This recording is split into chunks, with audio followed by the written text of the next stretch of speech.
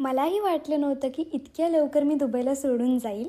हे मात्र माहीत होतं की जायचं आहे कधी तर, पण कधी जायचं आहे हे माहीत नव्हतं. आणि इतक्या लवकर हे वाटलंच नव्हतं. लोकांना तुम्ही बघितलं असेल की इकडे शिफ्ट होतात, पण आमचं असं झालं की आम्ही दुबईवरून इंडियाला शिफ्ट व्हायला लागलो. पण खरं सांगू तर माझ्या मनामध्ये किंवा माझ्या डोक्यामध्ये कधीच असं नव्हतं की मी दुबईला येईल किंवा इथे राहील. पहिल्यापासूनच माझ्या मनामध्ये, माझ्या डोक्यामध्ये एक स्वप्न होतं की दुबईची लाईफ मी बघेल, दुबईच्या जागांवरती फिरेल, म्हणजे आपण एक टुरिस्टवाणी येऊन फिरेल असं मला वाटलं होतं.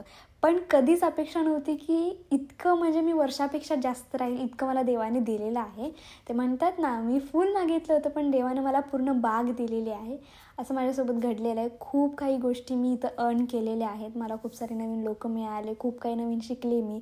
आणि मेन माझी कॉन्टेंट क्रिएशनची जर्नी पण इथूनच सुरुवात झाली. इथे आले नसते तर कदाचित ही सुरुवात झालीच नसती. असो, सगळं साहित्य आम्ही घेऊन जाणार नाही आहे, तर थोडंफार रिलेटिव्सच्या घरी पण ठेवणार आहोत.